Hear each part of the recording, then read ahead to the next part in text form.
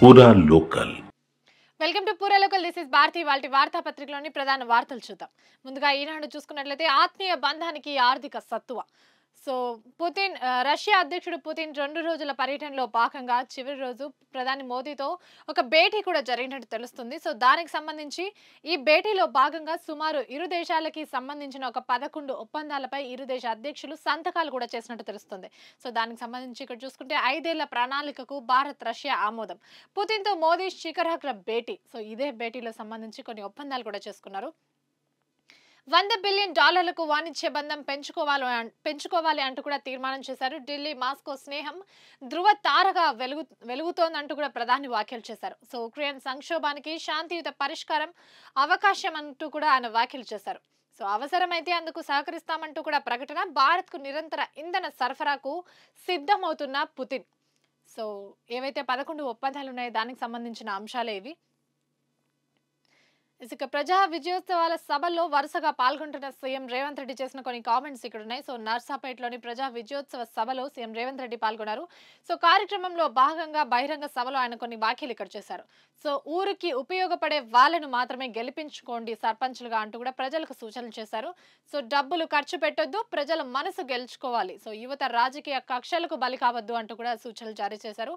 531 కోట్ల అభివృద్ధి పనులకు కూడా శంకుస్థాపన చేశారు ఆయన ఈ సందర్భంగానే.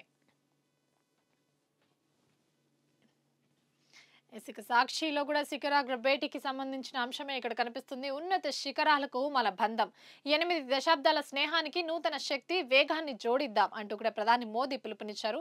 2030 నాటికి $100 బిలియన్ వార్షిక వాణిజ్యం భారత ప్రధాని మోదీ రష్యా అధినేత పుతిన్ నిర్ణయం ఇది.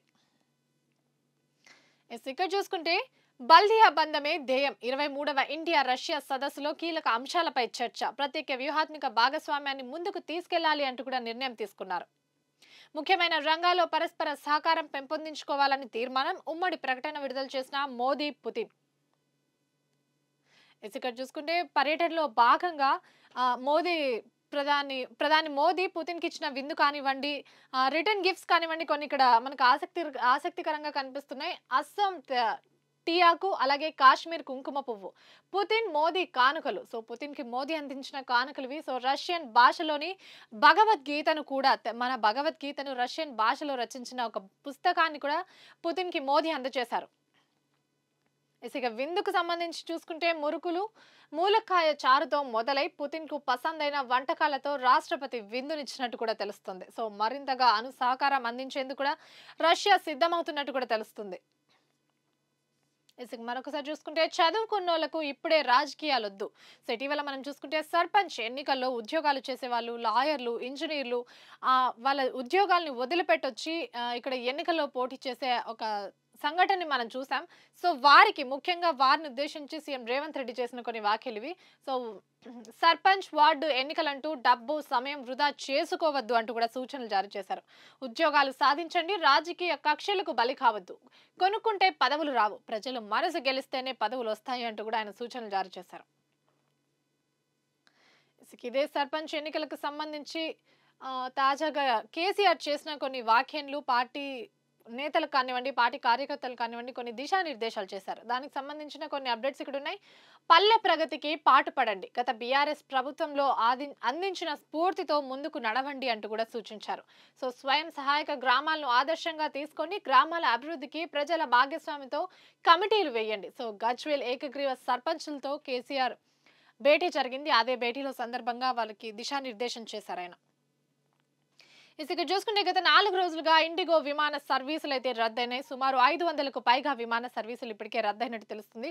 సో ఇదే ప్రక్రియ ఏదైతే ఇబ్బంది ఉందో ప్రయాణికులకి, ఇదే ఇంకా కొనసాగుతూనే ఉంది. ఎలాంటి అధికారిక ప్రకటన కానీ దీనికి సంబంధించి ఒక పరిష్కారం కూడా ఇప్పటి వరకు ముందుకు రానట్టే తెలుస్తుంది. ఇక్కడ చూసుకుంటే ఇండిగో తెచ్చిన సంక్షోభం గుత్త ఆధిపత్యానికి అడ్డం పెట్టుకుని వ్యవహారంగా నడుస్తున్నట్టు తెలుస్తుంది. నిబంధనలు పాటించడం ఇష్టం లేక రద్దుల పర్వం మొదలుపెట్టింది ఇండిగో సంస్థ అంటూ కూడా ఇక్కడ స్పష్టంగా ఉంది. సో ఒక్క రోజే 1000కి పైగా విమానాలు రద్దు. గడిచిన 2 రోజుల్లో మరో 1000 విమానాలు క్యాన్సిల్. సో దీనికి సంబంధించి దిగొచ్చిన డీజీసీఏ తాత్కాలిక మినహాయింపులు, ఇండిగోలో పైలట్ డ్యూటీ నిబంధనలు ప్రస్తుతానికి పక్కకు. దీంతో శనివారం నుంచి పరిస్థితి మారవచ్చని ఇండిగో సీఈఓ ఇప్పటికే స్పష్టం చేశారు. పరిస్థితి పూర్తిగా మామూలుగా అవటానికి 2-3 వారాలు కూడా పట్టే అవకాశం ఉన్నట్టు తెలుస్తుంది. సో ఎయిర్పోర్ట్లో ప్రయాణికుల ఇబ్బందులు కూడా ఇక్కడ ఉన్నాయి. ఇదే ఇండిగోకి సంబంధించిన మరింత అప్డేట్ ఇక్కడ ఉంది. సో చుక్కల్లో ఫ్లైట్ల ఛార్జీలు.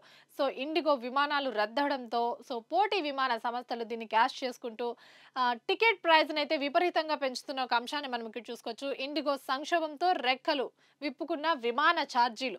హైదరాబాద్ నుంచి రద్దయిన 71 డిపార్చర్, అలాగే 84 అరైవల్ ఇండిగో సర్వీసులు. ఇక ప్రస్తుతం తెలంగాణలో హాట్ టాపిక్ అంటే తెలంగాణ రైజింగ్ 2047 గ్లోబల్ సమ్మిట్ కి సంబంధించిన ఒక అంశమే అని కూడా చెప్పుకోవచ్చు. ఇక్కడ చూసుకుంటే 42 దేశాలు 1686 మంది ప్రతినిధులు హాజరు కానున్నట్టు కూడా స్పష్టంగా తెలుస్తుంది. సో కేంద్ర పెద్దలతో పాటు మిగిలిన రాష్ట్రాల సీఎంలు కానివ్వండి, అతిథులను కానివ్వండి, పెద్ద సంస్థల ప్రతినిధులు కూడా ఇప్పటికే ఆహ్వానాలు కూడా అందినట్టు తెలుస్తుంది ప్రభుత్వం తరపు నుంచి. సో అమెరికా, యూకే, యుఏఈ తదితర దేశాల నుంచి అతిథులు రానున్నట్టు కూడా సమాచారం. 26 సెషన్లలో 15 వ్యూహాత్మక రంగాల విజన్ పై జరగనున్న చర్చలివి. సో జేసీసీలతో పాటు పెట్టుబడులపై కీలక ప్రకటనలు.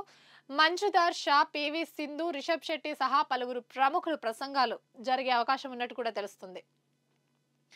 సో రైజింగ్ విజన్ 2047 షెడ్యూల్ పై ప్రభుత్వం ఇప్పటికే కసరత్తు చేస్తుంది. ఏర్పాట్లను కూడా ఎప్పటికప్పుడు పరిశీలిస్తుంది ప్రభుత్వం. ఎలా జరుగుతున్నాయి, ఎలాంటి అవాంఛనీయ ఘటనలు జరగకుండా, ఎలాంటి ఆటంకాలు రాకుండా ప్రతిదానికి చర్యలు తీసుకుంటున్నట్టు కూడా స్పష్టంగా తెలుస్తుంది.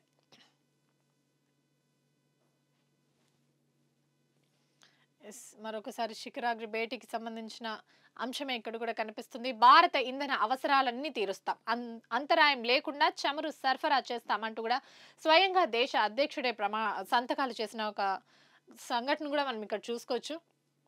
సో ఏ దేశము ఒంటరి కాదు, రష్యాతో వాణిజ్యం వద్దని అమెరికా, యూరప్ ఒత్తిళ్లు. సో అయినప్పటికీ భారత్లో పుతిన్ పర్యటన చేశారు. సో ఇది ప్రపంచానికి స్పష్టమైన సందేశం పంపింది అంటూ కూడా పలు చైనా మీడియాల కథనాలు ఇవి. ఇందాక చూసుకున్నాం, పుతిన్ కు భగవద్గీత రష్యన్ భాషలోకి అనువదించిన గ్రంథాన్ని బహుకరించిన మోదీ. అలాగే పాలరాతి చదరంగాన్ని కూడా ఆయన అందించినట్టు తెలుస్తుంది. ఒకసారి ఇక్కడ గ్లోబల్ సమ్మిట్ కి సంబంధించిన మరిన్ని పాయింట్స్ కూడా ఇక్కడ ఉన్నాయి. గ్లోబల్ సమ్మిట్ పూర్తిగా ఆర్థిక సదస్సే అంటూ కూడా ప్రభుత్వం నుంచి ఒక స్పష్టమైతే వచ్చింది. రానున్న 20 ఏళ్ల ప్రణాళికలను ప్రకటించే వేదికనే global summit. Telangana rising 2047 global summit అని కూడా ప్రభుత్వం స్పష్టం చేసింది. సో సమీక్ష సమావేశంలో ముఖ్యమంత్రి రేవంత్ రెడ్డి చేసిన కొన్ని స్పష్టమైన వ్యాఖ్యలను కూడా చెప్పుకోవచ్చు. ఫ్యూచర్ సిటీలో ఏఐ ఎక్సలెన్స్ సెంటర్ ఏర్పాటు చేయనున్నారు. ఆస్ట్రేలియాతో తెలంగాణ ప్రభుత్వం కూడా ఒప్పందం చేసుకున్నది. డిజిటల్ ఇండియాకు ముఖ్య ద్వారం దుద్దిల్ల. అలాగే తెలంగాణ గ్లోబల్ సదస్సుకి రండి అంటూ కూడా ప్రముఖులకి ఇప్పుడే ఆహ్వాన పత్రికలు కూడా అందాయి. ఏపీ సీఎం బాబుకి కోమటిరెడ్డి ఆహ్వానం, స్టాలిన్, ఒమర్ అబ్దుల్లాకు ఉత్తమ్ ఆహ్వానం, అస్సాం సీఎం కు ఆహ్వాన పత్రిక ఇచ్చిన జూపల్లి. సో మంత్రుల తరపు నుంచి కూడా ఆహ్వాన పత్రికలు అయితే అందుతున్నాయి వరుసగా.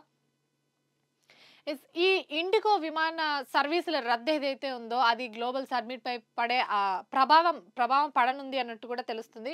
సో గ్లోబల్ సమ్మిట్ పై ఇండిగో ప్రభావం పరిస్థితిని సమీక్షిస్తున్న ప్రభుత్వం. సో ఇప్పుడు ప్రభుత్వం కూడా ఎంటర్ అయినట్టు కూడా తెలుస్తుంది. ఈ విమాన సర్వీసుల రద్దు అయితే ఏదో ఉందో సో ఇది గ్లోబల్ సమ్మిట్ పై పడకూడదు అంటూ ప్రతినిధులకు దేశ విదేశాల నుంచి వచ్చే ప్రతినిధులు ఎవరైతే ఉన్నారో గ్లోబల్ సమ్మిట్ కార్యక్రమానికి సో వారికి ఎలాంటి ప్రభావం పడకూడదు, ఎలాంటి అంతరాయం రాకూడదు అంటూ కూడా ప్రభుత్వం చర్యలు చేపట్టింది. ప్రస్తుతం విలీనానికి సంబంధించి ఇక్కడ ఒక అంశం ఉంది. విలీనానికి ముందు విచ్చలవిడి అనుమతులు. సో ఏదైతే హైదరాబాద్ లో విలీనం కానున్న 27 కార్పొరేషన్లు అలాగే మున్సిపాలిటీలు ఏవైతే విలీనం కానున్నాయో దానికి సంబంధించి విచ్చలవిడిగా అనుమతులు జారీ చేస్తున్నట్టు కూడా తెలుస్తుంది అధికారులు. సో ముఖ్యంగా ఇప్పుడు నిర్మాణంలో ఉన్న భవనాలకు కానివ్వండి, పార్కుల్లో కడుతున్న భవనాలకు కానివ్వండి, అలాగే కోర్టు వివాదాలు చిక్కుకున్న స్థలాలకు కానివ్వండి, సో ఈజీగా అనుమతులు అయితే జారీ అవుతున్నట్టు తెలుస్తుంది. సో విలీన మున్సిపాలిటీల్లో పర్మిషన్ల దందా జరుగుతుంది. నిర్మాణ దశల్లో ఉన్న భవనానికి ఓసీ జారీ చేశారు. సో కోర్టు వివాదాల్లో ఉన్న భూములకు, పార్కుల్లో నిర్మించిన భవనాలకు కూడా పర్మిషన్లు వచ్చేసాయి. ఆస్తి పన్నుల్లో అడ్డగోళ్ల మినహాయింపులు, జీహెచ్ఎంసీలో మున్సిపాలిటీల విలీనంతో మున్సిపల్ అధికారుల అక్రమాలు ఇవి. సో మొత్తం ఏసీబీ విజిలెన్స్ కు చేరిన వసూళ్ల చిట్టా పూర్తి స్థాయి విచారణ కూడా రంగం సిద్ధమైంది అధికార యంత్రాంగం. ఇసుక హిల్ట్ జీవోపై స్టేకు హైకోర్టు నో చెప్పింది. సో జీవో చట్ట విరుద్ధమన్న పిటిషనర్లు పాలసీ ప్రకటించింది ఇప్పుడే కదా అంటూ కూడా హైకోర్టు స్పష్టం చేసింది. ప్రజల కాలుష్యం బాధ కనిపించట్లేదా? పిటిషనర్లు తప్పుపట్టిన ప్రభుత్వం నిజమేనని అంగీకరించిన హైకోర్టు ధర్మాసనం.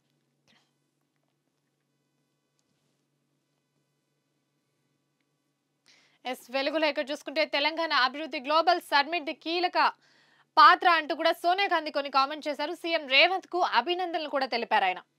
సో రాష్ట్రాన్ని $1 ట్రిలియన్ ఆర్థిక వ్యవస్థగా మార్చే లక్ష్యంలో ఇదొక మైలురాయి అంటూ కూడా కామెంట్ చేశారు. 3 అంచెల వ్యూహంతో రాష్ట్ర సర్కార్ ముందుకెళ్తుంది అంటూ కూడా ప్రశంసల వర్షం కురిపించారు ఆమె. మరొకసారి సర్పంచ్ ఎన్నికలకు సంబంధించి చూసుకుంటే ఐనోళ్లతో పంచాయతీ. సర్పంచ్ ఎన్నికల్లో ప్రత్యర్థులు రక్త సంబంధికులు అలాగే బంధువులే ఉన్నారు. సో ఒకే కుటుంబం నుంచి పోటాపోటీగా జరుగుతున్నాయంటూ కూడా పదవుల కోసం పోటాపోటీ జరుగుతుంది అంటూ కూడా స్పష్టంగా తెలుస్తుంది.